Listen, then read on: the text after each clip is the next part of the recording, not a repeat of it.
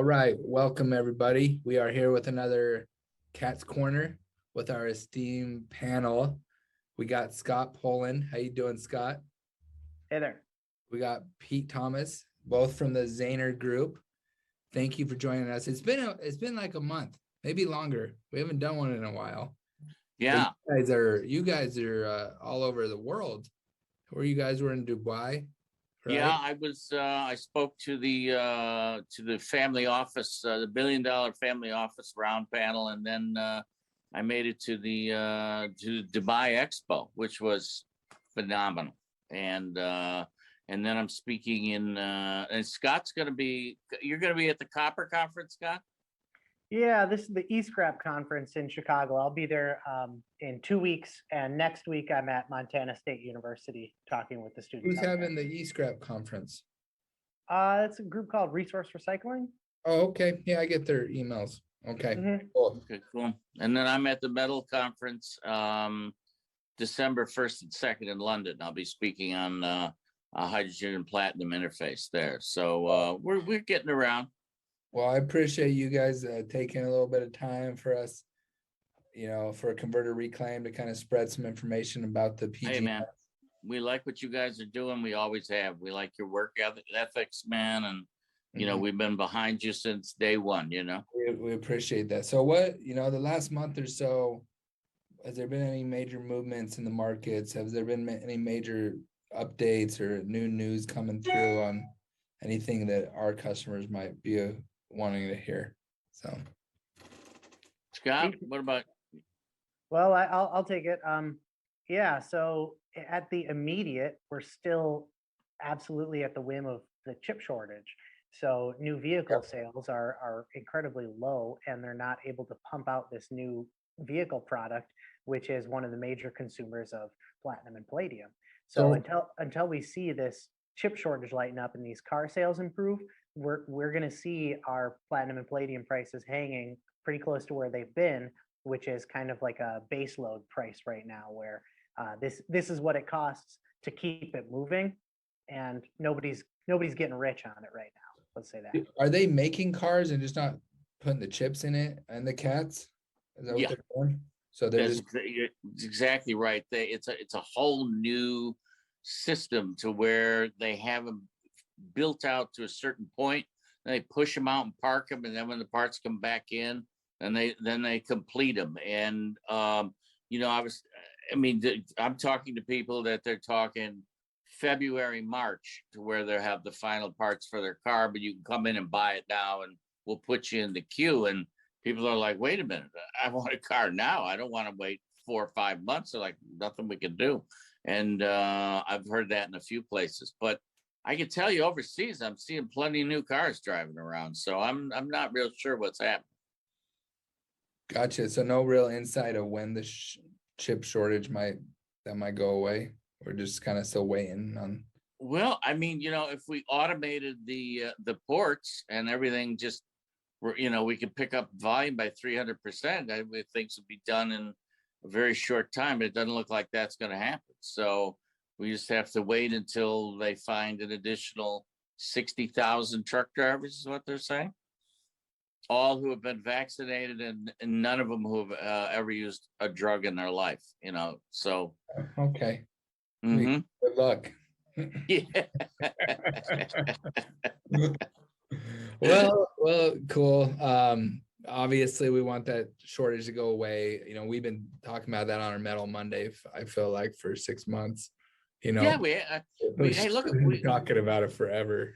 Dude, look at a year and a half ago, I sat down with the head of the South African mining division, and he's been the head of from everything. He meets Impala, he does everybody, and all of the refined South African platinum palladium goes through him. And we did a half-hour show. It's on YouTube, and we'll get you the link if you want for your viewers. But he talked about production, and basically, to cut through, the half hour that we went through with Dr. Davis was, he just said, look, we've been mining in the same holes for 104 years. He goes, it hasn't changed. We've gone from 6 feet to 2,000 feet. It costs us more to get it out. We have to pump oxygen down. We have to have elevators go on. The crews are bigger. Equipment is bigger. He says, but our production is down almost 40% over the last 30 years. He goes, and it's not going to go up, period. It's because there's no So, material in that hole anymore. Is that why? well, exactly right. The veins that they're in are their yield to the per ton of crushed ore to the ounce of platinum and palladium has continued to go down. So they have to develop new mines new veins in order to bring that yield up. And it takes 7 years to bring a new vein in. Is generally the number. So figure you've cut it in half and goes in the next 3.5 years, we're not going to see any new production. So now we're relying on Siberia. And I just read a rather interesting article from the Siberian Development Corp. And they said that they're really making a big push up there. And they're talking about relocating 60 to 100,000 new people for mining up there. But it takes a while to move 60,000 people and teach them how to mine and get product out and build roads. And, so the question is when do we get caught up?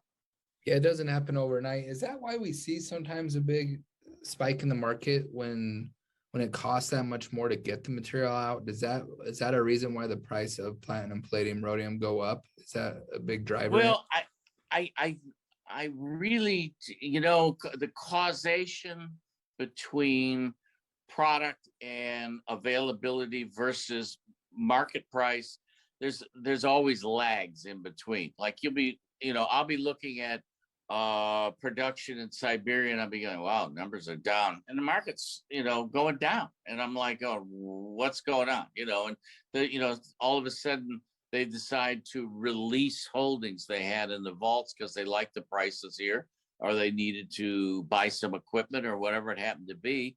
And then eventually, Nick, in the long term, the reality sets in, and CEOs of firms all over the place, from Fram using the little bitty nubs that they make for spark plugs, and you'll come in and be big buyers on dips, and people that consume catalytic converter, Honda, Toyota, people like that, all of a sudden they'll come in and buy a lot of product, and boom, off she goes to the races. So it looks like there's no rhyme or reason for it, but the reality is that there is, but there's a lag, and it's confusing for an outsider when they look at it. Yeah, I just want to bring our attention to, this year there have been some movements in this market, and they're happening on the banking side. And, Russian Platinum and Nornickel, they've come together to put 7.8 billion into developing new projects. That happened during the summer.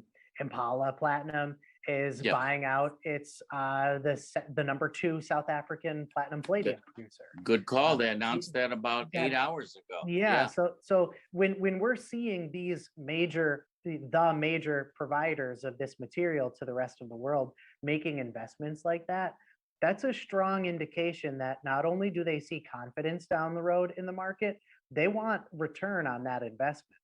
So if you're shelling out $8 billion to build a new mine in Russia, and you're buying a whole nother mining organization in South Africa, that's a strong indicator that they're going to see, that we will all see these prices move up. Well, yeah, that's great information to have. Do you guys Sure. have the numbers or have it available? Like, how much per ounce does it cost to mine, these PGMs versus recycle the PGMs? I'm always curious on that. It's such, that's a good question. And it's a good question because it's a moving target, Nick. It really is. It's how much is the price of crude? All right. We're in many mines. They're running number 2 diesel, to pump a lot of their equipment, to make electricity. They're running their generators on number 2. Their elevators that are going up and down in the mine shafts are electrically powered, that, so they consume a lot of oil. Price of oil goes up, boom, that number drops like a rock, because their consumption shoots through the ceiling. They have to pump oxygen down into all of those shafts. And that equipment has to be reliable. It has to have redundant equipment, and they're using it. So if you watch crude, that'll tell you effectively what cost is going to be, because you're bringing it out of the mines, you're crushing it, then you're going to natural gas to smelt. Then from there, it's going onto a truck. I mean, there's just a tremendous amount of energy across the board consumed, and that's that. So it's hard to say where you're at any given time. I would love to see like some type of study on that versus, Yeah. I would think it would be astronomically cheaper to get that material from recycled catalytic converters versus. It is absolutely. And that's how we have such a healthy recycling economy, is Yes. as long as it is more expensive to dig it out of the ground raw, will recycle. That's the common sense of our markets. So the strength of your business, convert or reclaim, is a good measurement of the price difference between raw ore and recycled material. You guys are doing pretty good, and that's a strong indication that it is getting more expensive to get the material out of the ground. Yep. We're just trying to give people the resource to recycle this stuff the right way, and dealing with the right people doing things the right way, the mechanics, the towers, the muffler shops, people that deal with cars every day. Yeah. Right. One that's worked at a scrapyard. Well, here's the other thing, Nick. What you're doing is, look at, we are all our brother's keepers. We are shepherds of this planet. And when we're not digging out of the Mother Earth and tearing out the soil and the ore and the whatnot, and we're taking product that's above ground, like Scott just pointed out, and you guys are splitting out and refining it. I mean, we're doing anywhere from 50 to 70% less energy consumption, less CO2 production by doing the recycling. It's absolutely vital to what's going on. And more people are realizing that, instead of things getting thrown on the scrap heap, they're going into the bin to be recycled now. So it's a whole new attitude towards what we've been doing our whole life, Yeah, they're just getting into the right places rather than being lost in the iron pile, or lost. Oh, yeah, absolutely. I mean, I talk to guys on a pretty regular basis who go, well, I got 8 tons of copper in the yard, and I'm thinking maybe I should move it. I'm like, what? what are you doing with it? Why that needs to get back into the system, and it's like, I have to walk them through it, and eventually we get them there. So there, there's a lot of attitudes from the older guys that will stockpile until they see a rally in the prices, to the guys that they have a profit margin to look for it, and they get the product back out there and moving, and they get their cash flow going. It's a whole new way of looking at recyclers, and people are recognizing what we do for a living. Yeah, it's been nice to be involved with that and part of it. So well, anything else to add, gentlemen?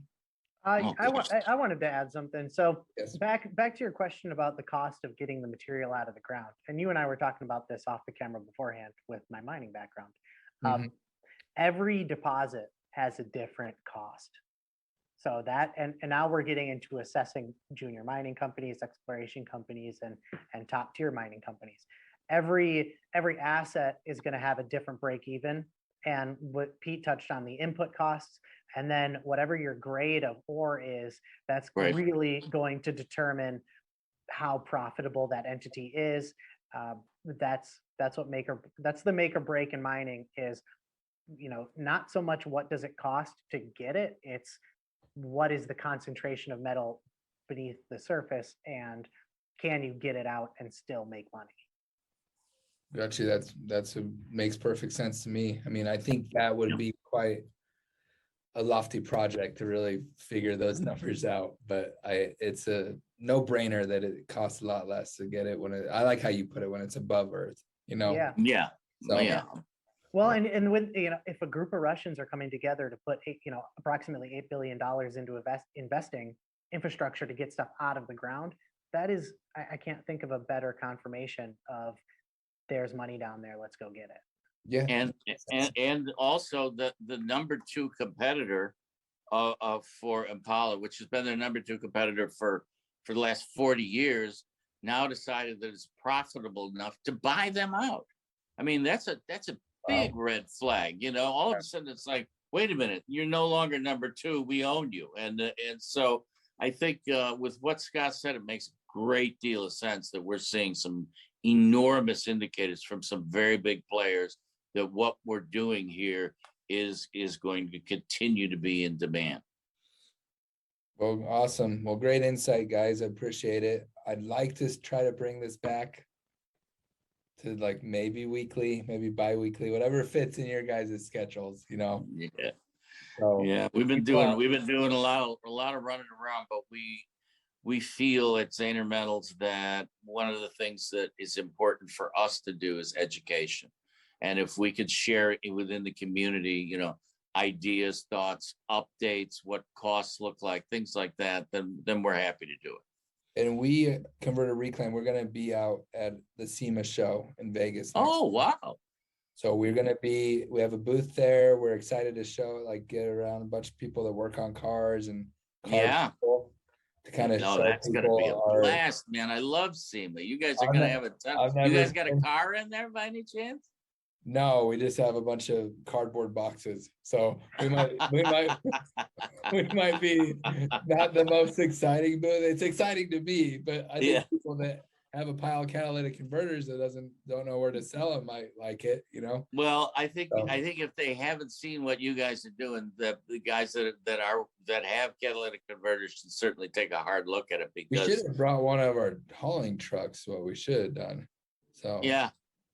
It's a little late in the game. It starts Tuesday. And at SEMA, you should have filled it with beer, Yeah, I was gonna say, Nick, baby. I've got a CDL. I can fly out. We can rent a Ryder truck. We'll be in and out of there, no sweat. I'll haul it This up might north. be a 2022 plan, fellas. But if we like this one, we'll do it again. And maybe you guys be a guest of ours. All right. That would be wonderful. Yeah. All right, gentlemen. Thank you. And all right. We'll get this out to everybody. Thanks again. Sounds like a plan. You bet. Take care now.